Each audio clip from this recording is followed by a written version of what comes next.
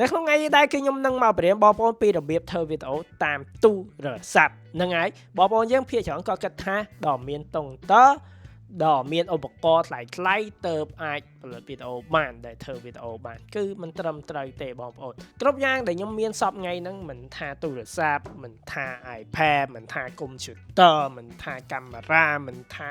អីគេទេក៏ដោយគឺខ្ញុំចាប់ផ្ដើមមុនដំបូងគេគឺទូរស័ព្ទនឹងហើយបងប្អូនអាចទៅមើលវីដេអូនៅឈៀងសញ្ញាខ្ញុំផ្ទាល់បាននឹងឃើញវីដេអូចាស់ៗខ្ញុំភាគច្រើន record នៅលើទូរស័ព្ទទូរស័ព្ទហ្នឹងគឺទូរស័ព្ទមួយនេះគឺចេញ2018ហ្នឹងហើយគឺខ្ញុំ record តាមទូរស័ព្ទមួយហ្នឹងនៅតែប្រើបានដែរទេទូរស័ព្ទហ្នឹងអញ្ចឹងបងប្អូនមិនបាច់គិតថាដល់មានតុងទ័រដល់មានឧបករណ៍ថ្លៃៗទៅអាច record ធ្វើវីដេអូបានទេរបស់អស់នេះគ្រាន់តែជាការយើងអភិវឌ្ឍនៅថ្ងៃមុខអញ្ចឹងឧទាហរណ៍ដែលយើង record តាមទូរស័ព្ទ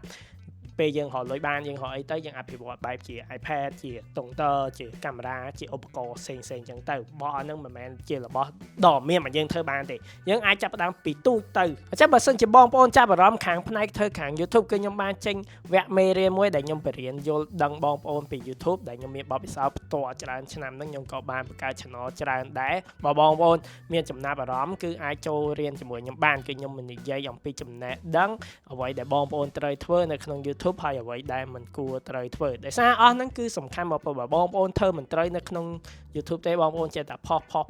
ធ្វើគឺវាមិនបានដើរទៅមុខទេគឺវានៅគាំងតែព្រមហ្នឹងហើយបើបងប្អូនមានសំណួរឬក៏មានបញ្ហាអីពាក់ព័ន្ធជាមួយនឹង YouTube វិញចង់ឲ្យខ្ញុំជួយដោះចង់ឲ្យខ្ញុំជួយឆ្លើយក៏បានដែរគឺអាច send តាម QR មួយនេះអាចសួរខ្ញុំបានឲ្យខ្ញុំជួយដោះឲ្យបានអញ្ចឹងគឺខ្ញុំមកចែកមួយបងប្អូនដោយ free ទេគឺខ្ញុំបាទកាត់លុយបានហ្នឹងហើយអញ្ចឹងបើបងប្អូនមានចម្ងល់អីឬក៏ចង់រៀនជាមួយខ្ញុំអីអាច scan បានតាម QR នេះតែបញ្ជាក់គឺខ្ញុំអត់ free ទេគឺខ្ញុំកាត់លុយបានឥឡូវយើងចូលទៅវីដេអូយើងទាំងអស់គ្នាបាទអញ្ចឹងសម្រាប់ការធ្វើវីដេអូនៅលើទូរស័ព្ទតើបងប្អូនត្រូវការអ្វីខ្លះត្រូវការទូរស័ព្ទហ្នឹងហើយឬក៏ឧបករណ៍ iPad ឬក៏ Samsung ឬក៏អីក៏ដោយឲ្យតែបើក record បានគឺបងប្អូនអាចធ្វើវីដេអូបានហើយចំណែកមួយទៀតដែលបងប្អូនត្រូវតែចេះនោះគឺខាង edit video អាហ្នឹងគឺជាសំខាន់ជាងការ record ទៀតបើបងប្អូនចេះ edit video មិនថាវីដេអូអីក៏ដោយប្រភេទ vlog មិនថាប្រភេទ reaction មិនថាបងប្អូនធ្វើបែបសាច់រឿងបញ្ចូលសំឡេងអីទេឲ្យតែបងប្អូនចេះផ្នែកខាង edit នឹងមួយគឺបងប្អូនគឺជំនាញតែម្ដងបាទតែថ្ងៃនេះគឺខ្ញុំតបរៀនបងប្អូនពីរបៀប record ទេព្រោះបងប្អូនសួរខ្ញុំច្រើនមែនតើថាខ្ញុំ record បែបម៉េចអញ្ចឹងបងប្អូនភាគច្រើនក៏សួរខ្ញុំដែរថាគាត់អត់មានតុងតើទេអញ្ចឹងគាត់ចង់ record ដោយរបៀបណាចាអញ្ចឹងថ្ងៃនេះគឺខ្ញុំនឹងប្រាប់បងប្អូនតាមទូរស័ព្ទតែ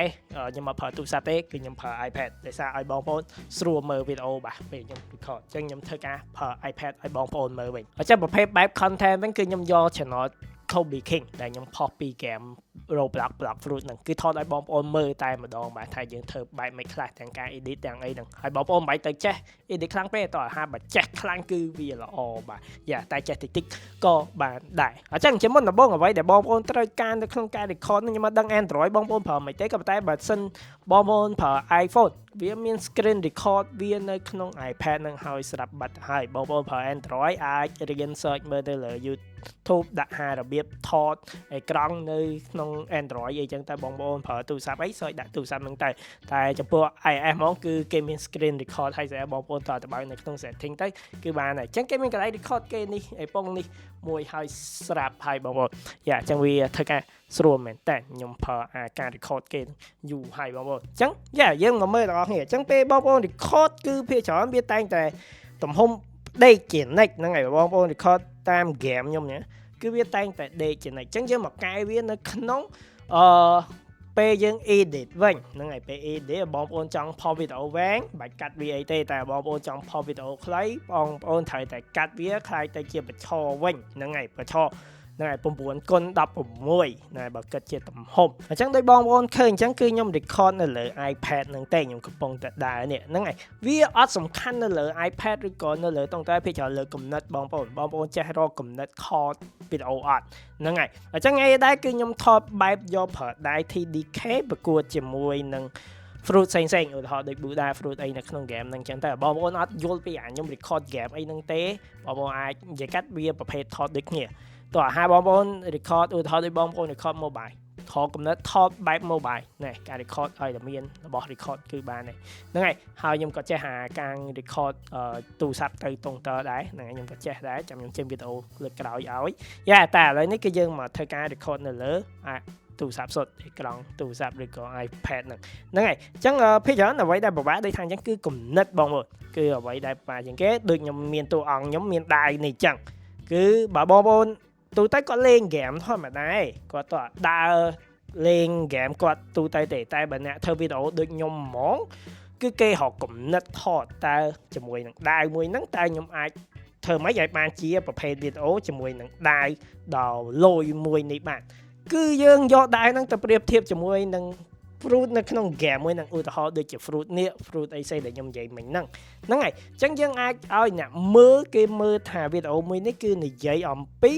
ដៃប្រកួតជាមួយនឹង fruit ផ្សេងហ្នឹងហើយអញ្ចឹងយើងធ្វើការ record ហ្នឹងហើយអញ្ចឹងភាគច្រើនពេលបងប្អូនធ្វើវីដេអូគឺប្រើគំនិតគឺប្រើខួរខ្លួនឯងរកគំនិតថតវីដេអូអញ្ចឹងខ្ញុំរកបានហើយឥឡូវខ្ញុំធ្វើការ record មួយសិនអញ្ចឹងវីដេអូគឺខ្ញុំ record ហើយគឺអស់រយៈពេល20នាទីជាងដោយសារខ្ញុំថតនៅលើទូរស័ព្ទសុទ្ធអញ្ចឹងខ្ញុំធ្វើការដូរអីចឹងទៅហ្នឹងហើយគឺខ្ញុំ record ហើយឥឡូវគឺយើង record ហើយអញ្ចឹងតើយើងធ្វើមិនទេគឺដូចខ្ញុំថាអញ្ចឹងផ្នែកជំនាញជាងគេនោះនៅក្នុងការ record នោះគឺ edit តែបងប្អូនមិនទៅបាច់ទៅចេះ edit លយណាទេចេះតែល្មមក៏បានដែរអញ្ចឹងនៅក្នុង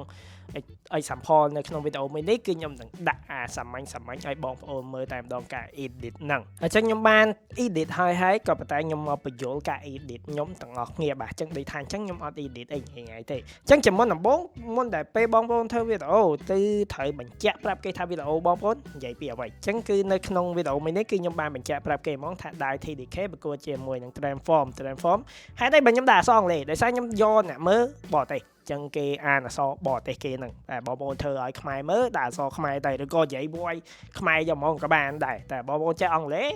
ធ្វើអង់គ្លេសតែបានលុយច្រើនជាងបាទហ្នឹងហើយអញ្ចឹងនេះគឺខ្ញុំដាក់អក្សរអង់គ្លេសហើយដូចថាអញ្ចឹងការ edit មួយនេះគឺខ្ញុំអត់មានធ្វើអីច្រើនទេគឺខ្ញុំតដាក់អក្សរនៅលើប៉ុណ្្នឹងបន្តិចហើយមកខ្ញុំចូលទៅការដៅប្រកួតជាមួយនឹងការ fruit ផ្សេងហ្នឹងហើយអញ្ចឹងបងប្អូនមើលទៅនេះគឺខ្ញុំដាក់ដូចជានេះដូចថាអញ្ចឹងខ្ញុំកាត់ជាទំហំបញ្ឆវីដេអូមួយហ្នឹងគឺខ្ញុំអត់ដាក់បដេកទេតែបើខ្ញុំចង់ផុសវីដេអូបដេកខ្ញុំដាក់វាបដេកអញ្ចឹងតែខ្ញុំចង់ផុសវីដេអូឆឬក៏យើងហៅបានថា short ហ្នឹងគឺខ្ញុំដាក់វាឆអញ្ចឹងហ្នឹងហើយ9x16បញ្ជាក់បងប្អូនហ្នឹងហើយអញ្ចឹងនេះគឺខ្ញុំកាត់បាន2ផ្នែកបងប្អូនប្រហែលមើលការប្រភេទ edit នេះមើលប្រហែលអត់យល់ទេដោយសារប្រភេទ edit លើ app តាម app បងប្អូនប្រើទេបងប្អូនប្រើ CapCut វាមើលតាមផ្សេងយ៉ាងតែខ្ញុំអត់ចេះប្រើ CapCut ខ្ញុំចេះប្រើតែ Luma Fusion ហ្នឹងហើយអញ្ចឹងខ្ញុំប្រើ app ហ្នឹងអញ្ចឹងបងប្អូនខុសការ edit គឺខុសពីខ្ញុំតែខ្ញុំ example ដូចគ្នាអញ្ចឹងខ្ញុំដាក់2វគ្គបងប្អូនខ្ញុំដាក់2វគ្គអញ្ចឹងវគ្គ1គឺដៃខ្ញុំសុទ្ធហ្នឹងហើយដៃខ្ញុំសុទ្ធជប់ណាស្រួលមើលនេះបែងនេះដៃខ្ញុំសុទ្ធណាខ្ញុំកាន់ដៃសុទ្ធតែដល់ពេលអេក្រង់ទី2គឺខ្ញុំដាក់ damage អញ្ចឹងអានេះបាត់ damage ឲ្យបងប្អូនអញ្ចឹងដើម្បីបង្ហាញវីដេអូមួយហ្នឹងដើម្បីឲ្យគេឃើញ damage នេះគឺខ្ញុំដាក់អេក្រង់លើហ្នឹងខាងលើនេះហ្នឹង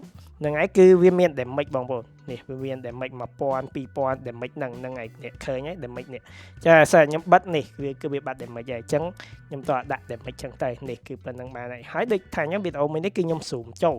ឧទាហរណ៍ដូចបងប្អូនមើលពេញហ្មងនេះគឺវីដេអូវាគឺផ្ដេកចាស់ទេហើយវីដេអូវាគឺអេក្រង់វាប៉ុណ្នេះទេតែខ្ញុំ zoom វាដាក់ចូលប៉ុណ្នេះបាទហ្នឹងហើយគឺប៉ុណ្្នឹងចាវាលើជំនាញបងប្អូនទេហើយដាក់បងប្អូនចង់ធ្វើឲ្យលយជាងរបស់ខ្ញុំហ្នឹងក៏បានដែរតែដូចថាអញ្ចឹងខ្ញុំគ្រាន់តែ example សាមញ្ញឲ្យបងប្អូនមើលទេហ្នឹងហើយអញ្ចឹងដូចថាអញ្ចឹងគឺប៉ុណ្នេះរបស់ខ្ញុំឧទាហរណ៍ខ្ញុំដាក់ប៉ុណ្្នឹងអញ្ចឹងណានេះរបស់ខ្ញុំជប់មិញមកត្រឡប់មកវិញនេះប៉ុណ្នេះអីចឹងទៅហ្នឹងហើយអញ្ចឹងដូចថាអញ្ចឹងបងប្អូនedit វាទៅហ្នឹងហើយនេះខ្ញុំដូរ fruit អីហ្នឹងខ្ញុំដាក់ kitsune ម្ដងទៅមក venom ប្រភេទដដែលទាំងអស់ការ record ដដែលទាំងអស់ខ្ញុំដូរតែ fruit ទេដូរតែ fruit ប្រកួតជាមួយនឹងដាវមួយហ្នឹងហើយបងប្អូនអាចត្រូវដាក់ចម្រៀងបានដាក់ចម្រៀងទៅដោយសារវីដេអូយើងសក់ក្រណាបើអត់ចម្រៀងក៏ប៉ុន្តែចម្រៀងដូចថាចាំបងប្អូនអាចចេះយកមកប្រទេសផ្លាស់បានទេប្រយ័ត្នចូល copyright បាទហ្នឹងហើយអញ្ចឹងដូចថាអញ្ចឹងនេះគឺយើងគ្រាន់តែប្រកួតគ្នាប៉ុណ្្នឹងទេអញ្ចឹងខ្ញុំបានថតវាហើយខ្ញុំក៏បានផុសវាហើយដែរហ្នឹងហើយអញ្ចឹងយើងមកមើលអ្នកមើលទាំងអស់គ្នាតើគេល្អអត់ថាវីដេអូខ្ញុំថតនៅលើ iPad ហ្នឹងគេយើងមើលចាស់វិញថាគេដឹងថាខ្ញុំថតនៅលើ iPad ដែរអត់ទេឬក៏គេគិតថាខ្ញុំថតនៅលើតុងតើឬក៏គេអត់សួរនាំអីសោះអញ្ចឹងយើងមកមើល comment នៅក្នុងវីដេអូហ្នឹងបងប្អូនអញ្ចឹងវីដេអូមួយហ្នឹងគឺខ្ញុំបានផុសហើយតែបាន22ម៉ោងទេខ្វះ2ម៉ោងទៀត24ម៉ោងហើយវីដេអូមួយនេះគឺវាជាប់លេខ8ហ្នឹងហើយនៃវីដេអូផ្សេងខ្ញុំថតនៅលើតុងតើអញ្ចឹងនេះចិត្តតែវីដេអូតុងតើទាំងអស់អ្នកគ្នាឃើញលេខ1លេខ2លេខ3លេខ4អីហ្នឹងនឹងចិត្តតែវីដេអូតុងតើទាំងអស់អត់តែលេខ8នេះមួយទេគឺខ្ញុំថតនៅលើ iPad អញ្ចឹងវីដេអូមួយនេះគឺដំណើរការជាងតុងតើតែដូចថាអញ្ចឹងវីដេអូបាន view ច្រើនឬបានតិចគឺលើគំនិតយើងថតទេបើយើងថតឲ្យគេចង់មើលអញ្ចឹងគេមើលច្រើនហើយបងប្អូនហ្នឹងហើយយើងមកមើល comment វិញអត់មានណាមើលមានថាមានអ្នកល្អ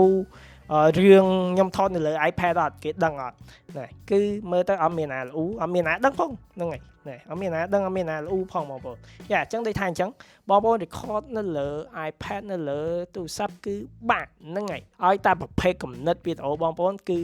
ធ្វើឲ្យគេចង់មើលគឺគេមើលហើយយ៉ាអញ្ចឹងរបៀប record គឺអត់ពិបាកទេហើយអ្វីដែលសំខាន់នៅក្នុងការ record លើទូរស័ព្ទហ្នឹងគឺ